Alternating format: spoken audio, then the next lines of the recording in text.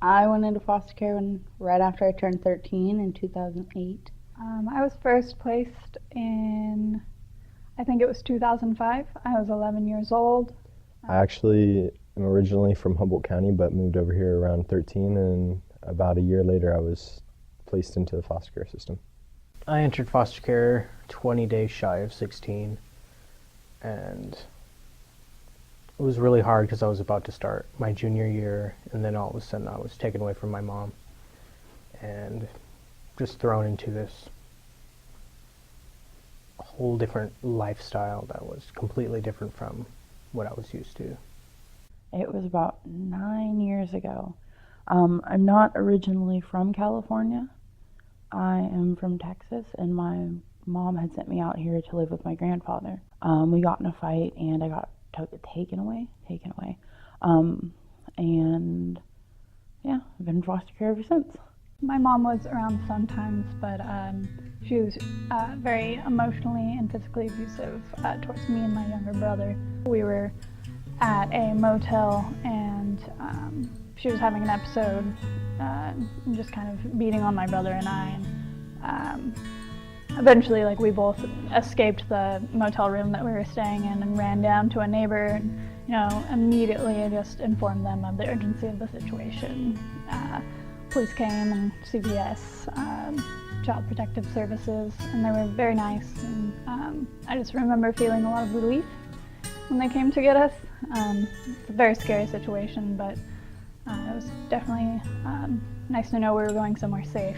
I kind of reached out for my mom, and my mom hasn't always had a level head on her shoulders, not the most mature type, and I asked her to come over to Shasta County where we were at, and she did, and her and my dad, they've had a history together. It didn't mix too well, and it kind of went south from there, and then that's how I wound up in the foster care system after a DUI running with her and the authorities. Being pushed out of my own home, I was only 10, and I was sent to a whole other state that I had never been before. I think it's easier for the younger ones because they haven't really had to be adapted to a certain lifestyle, and so it's easier for them because they're more impressionable.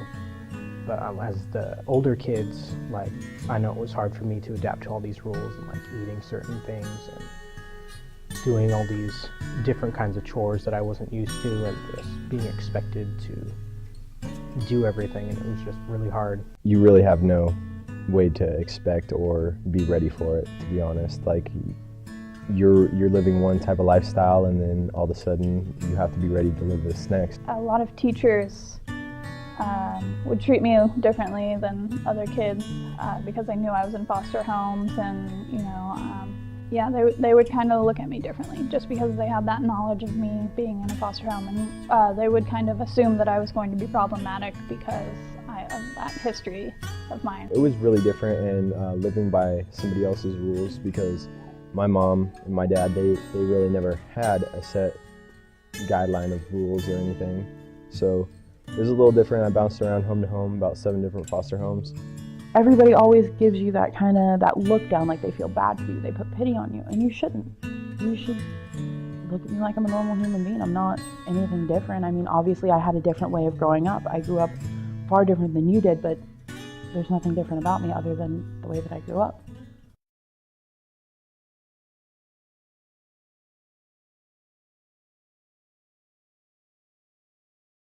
When you're aging out of foster care, at the time this bill had just been passed, so I was really lucky to have the assistance that I did. But you receive aid every month, but in order to get that, you have to have a place to live and a room that you're renting or somewhere safe. So it's not something that you just get every month and you can blow it on whatever. It was nice to have because it gave me the opportunity to move to Los Angeles to go to school. After living in LA for as much as I could handle, I eventually got tired of it, and it's a very bustling and a busy city, and I moved back to Redding. I don't know, I went out there and kind of thought that I'm an adult now. I know how to live my life. I don't really need anybody else's guidelines or rules to tell me how to live it, and honestly that showed me real quick that it's it's not as easy as you thought, especially aging out. It was scary. It was to think that, I wasn't going to have anything. It was just going to be like a straight shot in the dark and pat on the back and good luck and make sure, you do good and you don't screw up. So after I graduated, I moved to Oregon and went to college by myself, and that was scary because I didn't know anybody. I was like, don't think that was going to work. And then I moved back. It was scary because I thought, I can't live with my grandma forever. And I sure can't just, move in with other people. So it was kind of scary because at first I thought as soon as I was 18, I was going to be kicked out, because it happened in a couple homes I was in before the bill was passed in this county. And I was scared because I didn't really have a good relationship with my mom, and I couldn't go back to her if I needed help, and I just didn't know what I was going to do.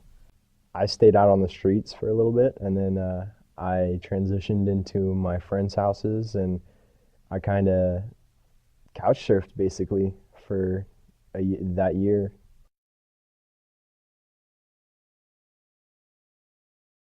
When I did hear about AB 12, I was really excited about that because I could have someone there that could actually help me learn how to basically be independent on my own and everything. I saw myself at almost 20 years old, and I was like, wow, I don't have a job. All my other friends have jobs. They have a source of income. They're paying their bills. Most of them could be out on out on their own and have their own place to live. And I just saw myself as, honestly, I didn't see myself as much besides, I don't know. I wasn't very proud of myself, I guess I could say. And so that's kind of what made me want to change my life around. I wanted to go ahead and reach out to AB 12, see what they could help me with, and they definitely did. I found out that there was a program called ILP Plus, and I was really excited about that because I had no idea how to get my own apartment or how to find a job, how to sign up for college. All of these things are kind of things that seem like they'd be really easy to do, but there's kind of a lot of steps you have to go through before that. Finding a place was a little bit harder than getting a job. Because finding a place, nobody wanted to rent someone when they didn't understand the program or that I was a foster kid. Actually, once I was able to apply for houses, once I reached the AB 12, I was applying for houses, and there was this one leaser that I talked to. I was like, hey, I'm in AB 12.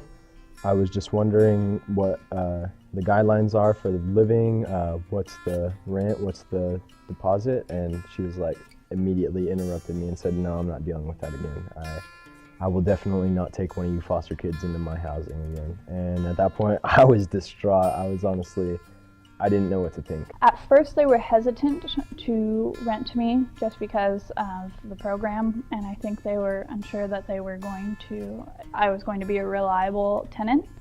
And in that instance, we kind of explained to them that it's an aid that I get every month, and my rent would be paid. And we also have workers that make sure that we're paying those bills and making sure that our rent's on time and our utilities are on time and all of that. Just because I'm a foster kid doesn't mean I'm, people stereotype them, so they're bad kids or they don't take responsibility and stuff like that. Take your time and learn about the program, learn about the actual person, trying to rent from you, all the things you would normally do with a normal tenant. People are never gonna change their perspective on foster kids or the foster system if nobody ever gives anyone a chance.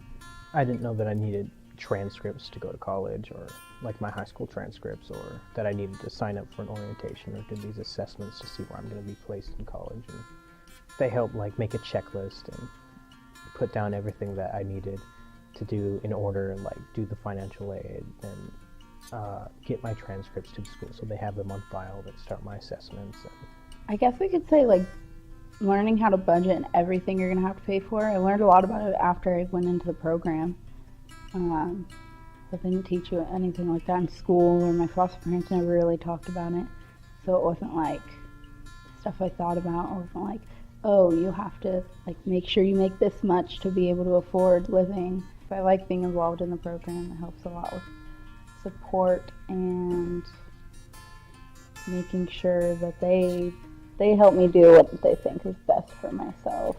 I have a lot of people that I consider my family, but they all have their own lives too. So it's really nice to have people who work for ILP because it's something that they chose to do. It's like their job and they like doing it. So I think I really appreciate that fact because I don't feel scared to ask them for help when a lot of the time if I were to not have that service, I would have to ask other people that I'm close to or related to, and they might not have the time. They might also be busy, or I would feel scared to ask them because I don't want to ask them for anything. It pushes you towards the things that you need. And not just, you don't just lollygag, you don't just do this or that. And it essentially pushes you in the right direction. Honestly, I don't think that I would be in school if I had to do it on my own because there's so many steps and processes. It takes months to get ready for college, and especially if you have not graduated high school or anything like that, I don't think that you're really going to be ready unless you have help. I learned how to do my own checks, check my balances. I know how to pay rent, make resumes. Oh man, it's crazy. I feel like I'm a real adult now because of what AB 12 has done for me. I was a total child, and I've learned maturity. I've learned so many different things in life. Like, I don't know, they're definitely like the parents that were never there for you. I honestly don't think I would have been ready at all. I probably would have been living on the streets or just stuck living with my old family and not knowing how to do anything, and probably just being a burden to them for however long until I finally decided to get my life together. They're there to help you, and I've been very grateful for them and happy that they exist at all, because without them I think that I wouldn't be as far as I came. I know that in the back of my head, if something's ever wrong, I can't say I don't have people there for me.